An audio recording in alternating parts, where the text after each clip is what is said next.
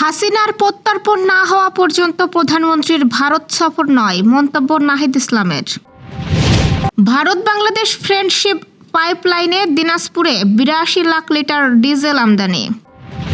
ঝিনাইদহে ছেলের বিরুদ্ধে মাকে হত্যার অভিযোগ। তীব্র গ্যাস সংকটে ভারী শিল্পে উৎপাদন বন্ধ, বিপাকে হাজারো কারখানা। বঙ্গোপসাগরে নিম্নচাপ, বন্দরে ৩ নম্বর সতর্কতা। দেশে ফিরেই নিজ দলেই বিরোধের মুখে নেপালের সাবেক প্রধানমন্ত্রী দেউবা। সীতাকুণ্ডে শিপইয়ার্ডে বিষাক্ত গ্যাসে ৫ শ্রমিকের মৃত্যু। দর্শক, শুনছিলেন দিনের খবরের প্রধান শিরোনাম, এবার বিস্তারিত। তার আগে আমাদের ইউটিউব চ্যানেল সাবস্ক্রাইব করুন এবং সব খবর পেতে ফেসবুক পেজ ফলো করে রাখার পাশাপাশি ওয়েবসাইট ভিজিট করুন। শেখ হাসিনার প্রত্যর্পণ ও ভারতের সঙ্গে বাংলাদেশের সম্পর্ক নতুন করে নির্ধারণ না হওয়া পর্যন্ত প্রধানমন্ত্রী তারেক রহমানের ভারত সফর করা উচিত নয় বলে মন্তব্য করেছেন এনসিপির আহ্বায়ক ও বিরোধী দলীয় চিফ হুইপ নাহিদ ইসলাম। বৃহস্পতিবার রাজধানীর শাহবাগে এক অনুষ্ঠানে তিনি বলেন, শেখ হাসিনার প্রত্যর্পণ ও ভারতের সঙ্গে সম্পর্কের বিষয়ে সমাধান না হওয়া পর্যন্ত তারেক রহমানের ভারত সফর জনগণ মেনে নেবে না। দিল্লিতে শেখ হাসিনা ও আওয়ামী লীগের সাম্প্রতিক সংবাদ সম্মেলনের প্রসঙ্গ তুলে নাহিদ অভিযোগ করেন, এটি শুধু শেখ হাসিনার বক্তব্য হিসেবে দেখলে ভুল হবে। এর পেছনে ভারত সরকারের প্রত্যক্ষ বা পরোক্ষ সমর্থন রয়েছে। তিনি বলেন, ভারত বাংলাদেশের সঙ্গে বন্ধুত্বপূর্ণ সম্পর্ক চাইলে শেখ হাসিনা ও ওসমান হাদির হত্যাকাণ্ডের আসামিদের ফেরত দিতে হবে। পাশাপাশি সীমান্তে হত্যাকাণ্ডের মীমাংসা এবং অভিন্ন নদীর পানির ন্যায্য হিস্যা নিশ্চিত করতে হবে। নাহিদ আরও বলেন, এসব বিষয়ে সরকারকে ভারতের কাছে কঠোর ও স্পষ্ট অবস্থান জানাতে হবে এবং বাংলাদেশের স্বার্থে সব রাজনৈতিক দলকে ঐক্যবদ্ধ থাকতে হবে। ভারত বাংলাদেশ ফ্রেন্ডশিপ পাইপলাইনের মাধ্যমে ভারত থেকে দিনাজপুরের পার্বতীপুর ডিপোতে এসেছে প্রায় ৭,০০০ টন ডিজেল। গত ১০ আগস্ট সন্ধ্যা ৬টার পর শুরু হওয়া এই চালানের তেল আজ শুক্রবার সকাল ৯:৩০টার মধ্যে সম্পূর্ণভাবে ডিপোতে পৌঁছায়। এবারের ৬৮তম ধাপে মোট ৭,০০০ টন বা প্রায় ৮২,৩৫,২৯০ লিটার ডিজেল আমদানি করা হয়েছে। প্রতি টনে ১,১৭৬ লিটার হিসেবে এই পরিমাণ নির্ধারণ করা হয়েছে।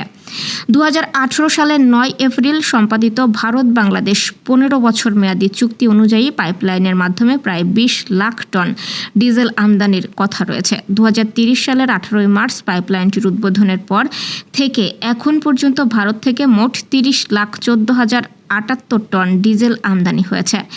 ভারত থেকে আমদানি করা ডিজেল প্রতিটি চালানে প্রায় সমহারে বাংলাদেশ পেট্রোলিয়াম কর্পোরেশনের ৩ বিপণনকারী প্রতিষ্ঠান পদ্মা অয়েল, মেঘনা পেট্রোলিয়াম ও যমুনা অয়েল কোম্পানির মধ্যে বিতরণ করা হয়।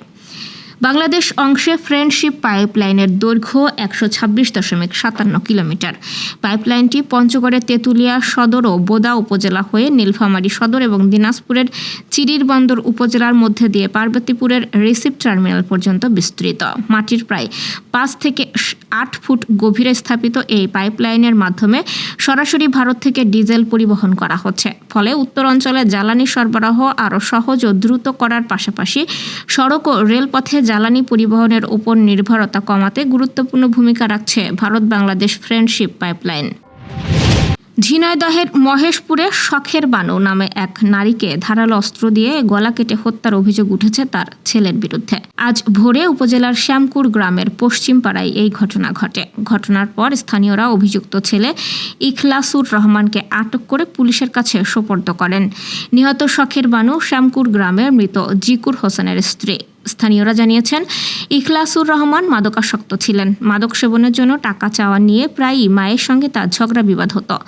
বৃহস্পতিবার রাতেও টাকা চাওয়া নিয়ে মা ছেলের মধ্যে কথা কাটাকাটি হয়। পরে ভোর রাতে ইখলাসুর রহমান মায়ের কক্ষে ঢুকে ধারালো অস্ত্র দিয়ে তার গলা কেটে হত্যা করেন বলে অভিযোগ স্থানীয়দের। হত্যার পর ইখলাসুর পালিয়ে যাওয়ার চেষ্টা করলে স্থানীয়রা তাকে ধরে পুলিশে সোপর্দ করেন। ঘটনার কারণ ও হত্যাকাণ্ডের বিস্তারিত তদন্ত করে দেখা হচ্ছে বলে জানিয়েছে পুলিশ। দেশে প্রায় 3 সপ্তাহ ধরে চলা তীব্র গ্যাস সংকটে শিল্প উৎপাদনে ধস নেমেছে। স্টিল, সিরামিক, কাঁচ, টেক্সটাইলস সহ গ্যাস নির্ভর ভারী শিল্পের বেশিরভাগ কারখানায় উৎপাদন বন্ধ এবং ব্যাপকভাবে কমে গেছে। মেঘনা গ্রুপ ও টিকে গ্রুপের প্রায় সব ভারী কারখানা বন্ধ রয়েছে। RFL গ্রুপের উৎপাদন নেমেছে 50%-এর নিচে। গাজীপুরে গ্যাস সংকটে প্রায় 525টি কারখানায় উৎপাদন বন্ধ রয়েছে। হবিগঞ্জে 117টি কারখানায় গ্যাস সরবরাহ বন্ধ থাকায় 1.5 লাখের বেশি শ্রমিক অলস সময় পার করছেন। পোশাক ও বস্ত্র শিল্পেও উৎপাদন মারাত্মকভাবে ব্যাহত হচ্ছে। শিল্প উদ্যোক্তারা বলছেন, গ্যাস বিদ্যুতের সংকট দীর্ঘ হলেও উৎপাদন ও রপ্তানি আয় কমার পাশাপাশি দেশের অভ্যন্তরীণ পণ্য সরবরাহ ব্যবস্থায়ও বড় ধরনের বিপর্যয় তৈরি হতে পারে। এদিকে গ্যাস সংকটের প্রতিবাদে জামালপুর ও ব্রাহ্মণবাড়িয়ায় সড়ক অবরোধ করে বিক্ষোভ করেছেন সিএনজি চালিত অটোরিকশা চালকরা। বঙ্গোপসাগরে সৃষ্ট লঘুচাপটি আরও ঘনীভূত হয়ে স্থল নিম্নচাপে পরিণত হয়েছে। সেই সঙ্গে সক্রিয় রয়েছে মৌসুমি বায়ু। এর প্রভাবে উপকূলীয় অঞ্চলসহ দেশের বিভিন্ন স্থানে ঝোড়ো হাওয়া বয়ে যেতে পারে। এ কারণে দেশের 4টি সমুদ্র বন্দরকে 3 নম্বর সতর্ক সংকেত দেখাতে বলা হয়েছে। আবহাওয়া অধিদপ্তর জানিয়েছে, পশ্চিমবঙ্গ, বাংলাদেশ উপকূল ও তৎসংলগ্ন উত্তর পশ্চিম বঙ্গোপসাগরে অবস্থিত সুস্পষ্ট লঘুচাপটি উত্তর পশ্চিম দিকে অগ্রসর ও ঘনীভূত হয়ে স্থল নিম্নচাপে পরিণত হয়ে বর্তমানে পশ্চিমবঙ্গ উপকূল ও তৎসংলগ্ন এলাকায় অবস্থান করছে। এটি আরও উত্তর পশ্চিম দিকে অগ্রসর হতে পারে।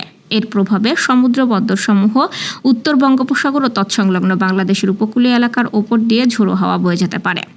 আবহাওয়া অধিদপ্তরের ঝড় সতর্কীকরণ কেন্দ্র পূর্বাভাসে দিয়েছে, রাজশাহী, যশোর, কুষ্টিয়া, খুলনা, বরিশাল, পটুয়াখালী, নোয়াখালী, কুমিল্লা, চট্টগ্রাম এবং কক্সবাজার অঞ্চলসমূহের ওপর দিয়ে দক্ষিণ অথবা দক্ষিণ পূর্ব দিক থেকে ঘন্টায় 45 থেকে 60 কিলোমিটার বেগে অস্থায়ীভাবে ঝোড়ো হাওয়া সহ বৃষ্টি অথবা বজ্রবৃষ্টি হতে পারে। এসব এলাকার নদীবন্দরগুলোকে 1 নম্বর সতর্ক সংকেত দেখাতে হবে। 5 মাস পর নেপালে ফিরেই নিজ দল নেপালি কংগ্রেসে নতুন করে বিরোধের মুখে পড়েছেন সাবেক প্রধানমন্ত্রী শের বাহাদুর দেউবা। দেউবা সমর্থক নেতারা তাকে আবারও দলের সভাপতি করে 15তম সাধারণ সম্মেলন আয়োজনের প্রস্তাব দিয়েছে। গগন থাপা সমর্থিত অংশ এই প্রস্তাব সরাসরি প্রত্যাখ্যান করেছে। তাদের দাবি, বিশেষ সাধারণ সম্মেলনের মাধ্যমে দেউবাকে সরিয়ে যে নেতৃত্ব গঠিত হয়েছে তাকে পরিবর্তন করে আবার দেউবাকে সভাপতি করা আইনগত ও রাজনৈতিকভাবে গ্রহণযোগ্য নয়। এর আগে সুপ্রিম কোর্ট গগন থাপার নেতৃত্বাধীন কমিটিকে বৈধ নেতৃত্ব হিসেবে স্বীকৃতি দিয়েছিল। তবে দেউবার আবেদনের পর আদালত সেই রায় পুনর্বিবেচনার অনুমতি দেওয়ার নেতৃত্ব সংকট নতুন করে সামনে এসেছে। এদিকে অর্থপাচার সংক্রান্ত তদন্তও চলছে দেউবা ও তার পরিবারের বিরুদ্ধে, যদিও আদালত তাকে গ্রেপ্তারের নিষেধাজ্ঞা দিয়েছে। সব মিলিয়ে দেশে ফেরার পর দলের নেতৃত্ব নিয়ে দেউবার সামনে নতুন রাজনৈতিক চ্যালেঞ্জ তৈরি হয়েছে। চট্টগ্রামের সীতাকুণ্ডে ফেরদৌস স্টিল শিপ ব্রেকিং ইয়ার্ডে বিষাক্ত গ্যাসে অন্তত 5 শ্রমিকের মৃত্যু হয়েছে। এই ঘটনায় আরও কয়েকজন অসুস্থ হয়ে হাসপাতালে ভর্তি হয়েছেন। আজ সকাল 10টার দিকে একটি স্ক্র্যাপ জাহাজের ট্যাঙ্ক থেকে গ্যাস লিকেজের পর এই দুর্ঘটনা ঘটে। প্রথমে 3 জনকে মৃত ঘোষণা করা হয়, পরে হাসপাতালে চিকিৎসাধীন অবস্থায় আরও 2 জনের মৃত্যু হয়। ইয়ার্ড কর্তৃপক্ষ জানিয়েছে, বিস্ফোরণ নয়, ট্যাঙ্ক থেকে বিষাক্ত গ্যাস ছড়িয়ে পড়ার কারণেই হতাহতের ঘটনা ঘটেছে। এদিকে আহতদের চিকিৎসা দেওয়া হচ্ছে। গ্যাস নির্গমনের কারণ এবং শ্রমিকদের নিরাপত্তা ব্যবস্থা যথাযথ ছিল কিনা তা খতিয়ে দেখছে সংশ্লিষ্ট কর্তৃপক্ষ। এই ছিল দুপুরের আয়োজন। সন্ধ্যার খবর দেখার আমন্ত্রণ রইল। এতক্ষণ সাথে থাকার জন্য ধন্যবাদ।